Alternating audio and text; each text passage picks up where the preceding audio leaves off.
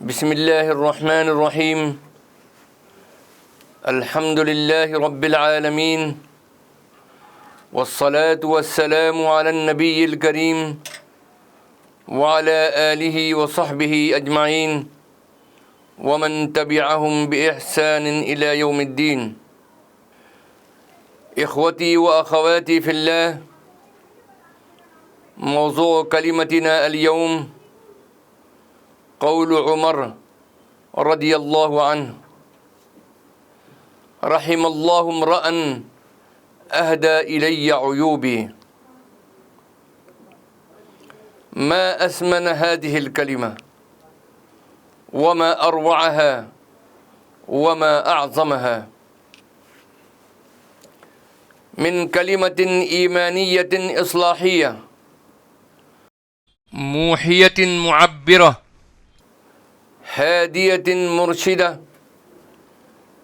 تفيض دلالة صارخة على إنكار الذات بل وجلد الذات والتواضع الجم لقائلها، وتسيل شعورا بالغا بأخطاء نفسه ومحاسبة لضميره واستحضارا لما له وما عليه. إن هذه الكلمة الجليلة العجيبة التي قالها الصحابي الجليل المبشر بالجنة الخليفة الراشد الثاني أمير المؤمنين عمر بن الخطاب رضي الله تعالى عنه، كلما قرأت هذه الكلمة أو سمعتها أو نطقتها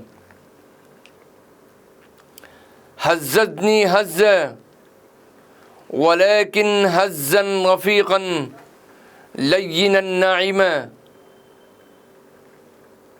ودغدغت شعوري وعاطفتي وأرجعتني ساعة إلى البراء، إلى ما قبل 14 قرنا، إلى قرن الجيل القرآني المثالي الفذ الذي كان كل عضو من أعضائه يقظا واعيا مراقبا لما يصدر منه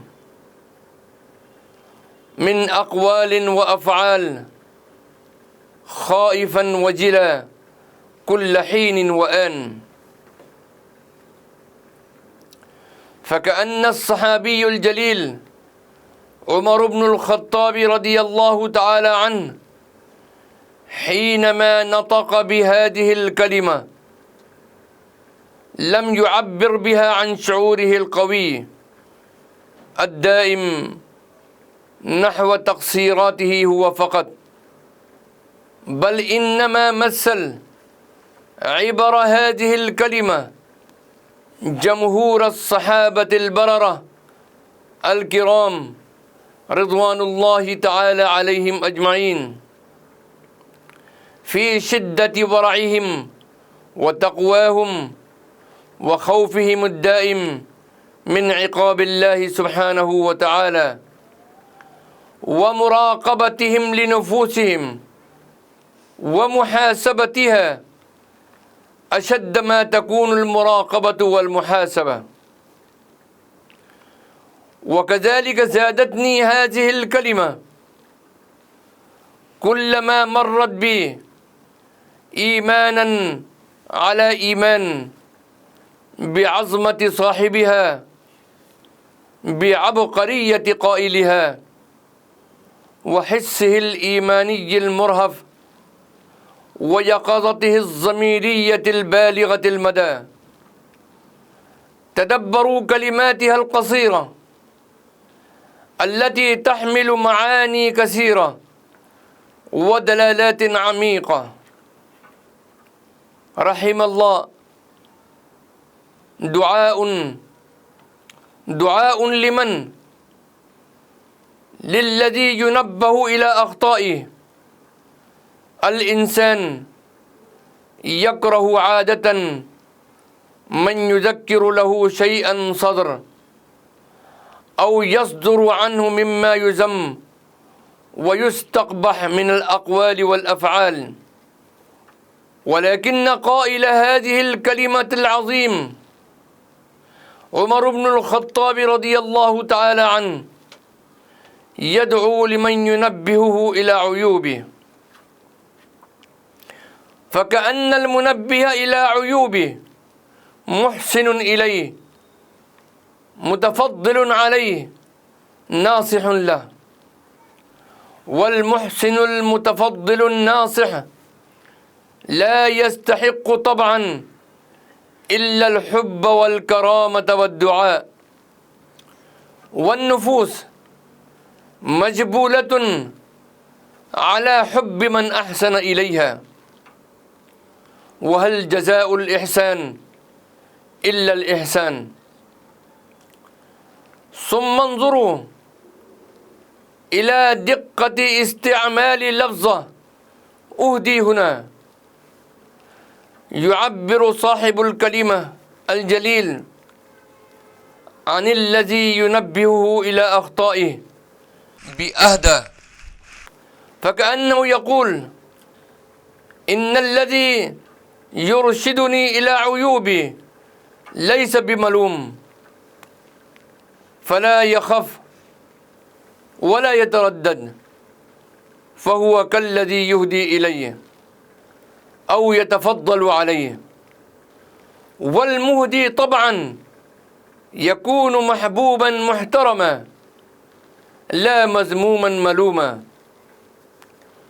والمتفضل يكون عزيزا مكرما لا خائفا حذرا، والمهدي يكون صاحب منة وصاحب فضل على المهدى إليه. كذلك المنبه إلى الخطايا كالذي يهدي الهدايا، فالذي يعرفنا بعيوبنا مثل الذي يهدي إلينا الهدايا التي نستحسنها ونرغب فيها. فإذا نبهنا أحد إخواننا إلى أخطائنا وزلاتنا فهو في الحقيقة ناصح لنا مريد لنا الخير والرشد، فبدلا من أن نغضب عليه ونسدد إليه سهام النقد نوجه إليه كلمة شكر وامتنان وندعو له بخير، لأنه من الناصحين، والناصح يستحق الشكر والدعاء والثناء لا السب والشتم والاستهزاء. فالمنبه إلى الخطأ لخليق بأن يرحب به ويدعى له بخير، لا أن يكره أو يتضايق به أو يعتبر مسيئا إلى الكرامة.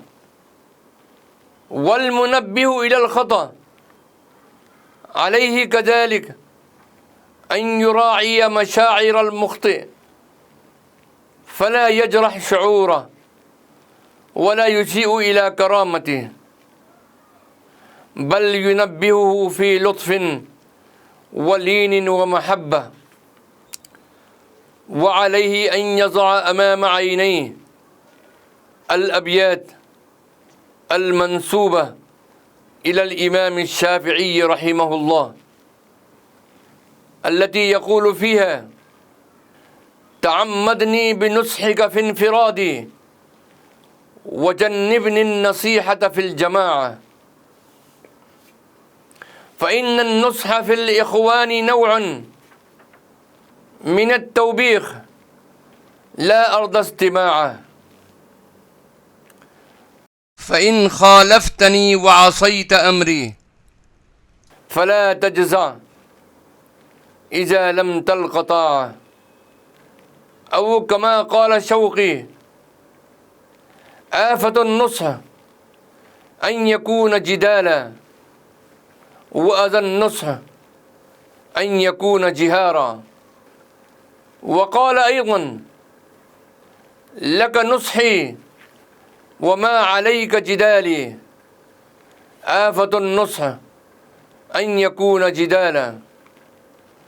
أو كما قال ابن الرومي: وفي النصح خير من نصيح موادع، ولا خير فيه من نصيح مواسب. والحقيقة أن الاعتراف بالخطأ والتراجع عنه لا يحط من قدر المرء، بل بالعكس من ذلك يرفع من قدره ويجعله محترما في أعين الناس. أما الإصرار على الخطأ والتردد في الاعتراف به فأمر لا يحبه الناس، ويجعل صاحبه ساقطا عن الأعين.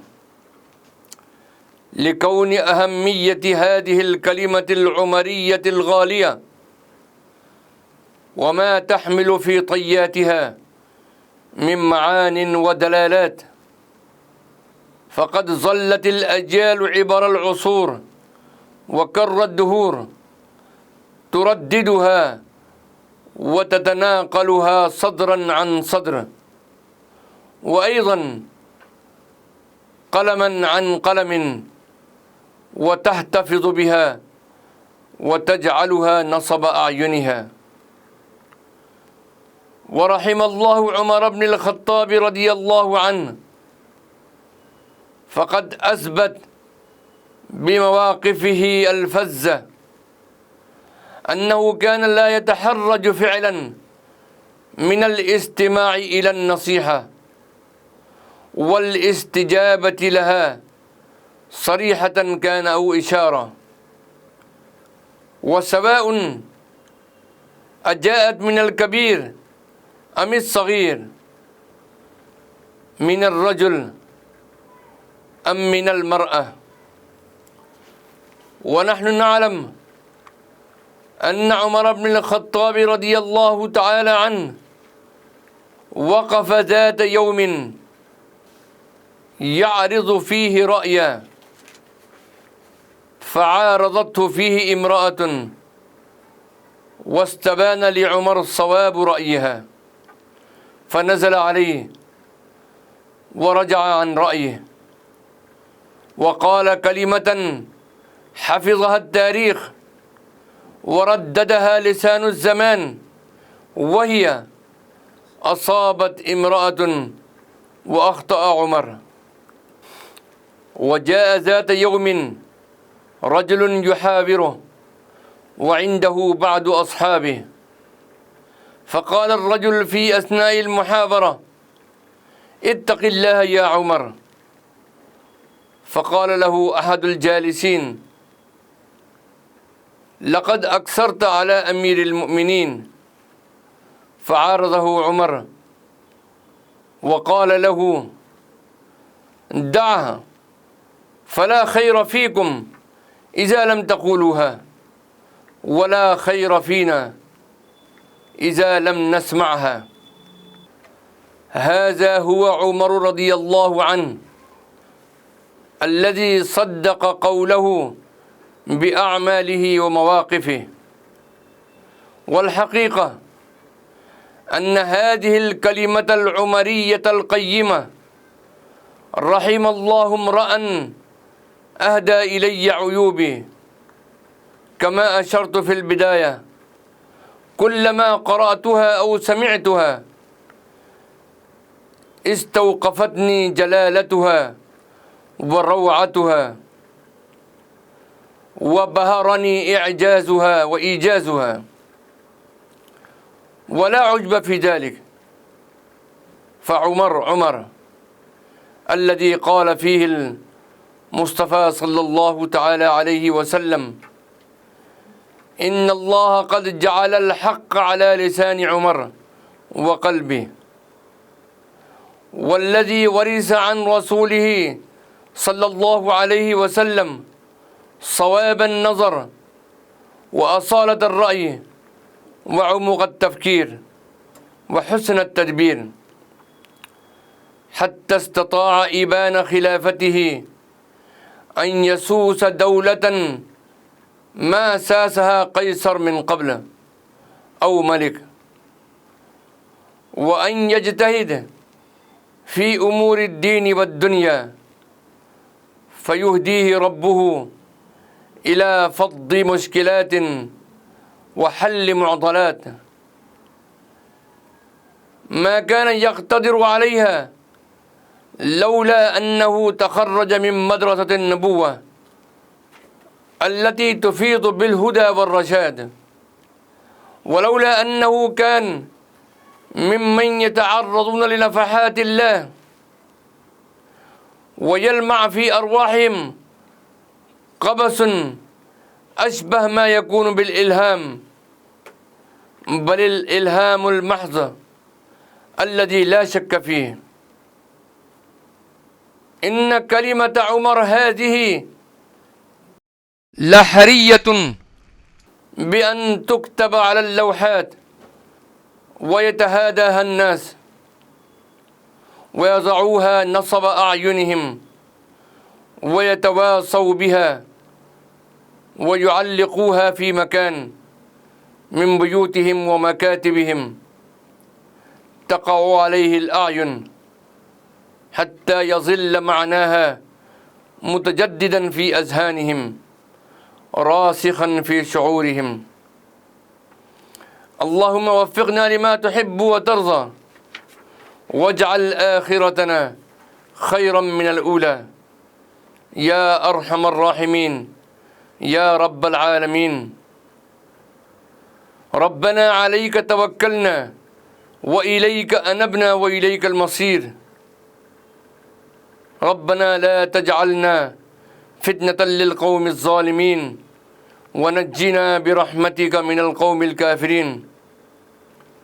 ربنا تقبل منا إنك أنت السميع العليم، وتب علينا يا مولانا إنك أنت التواب الرحيم.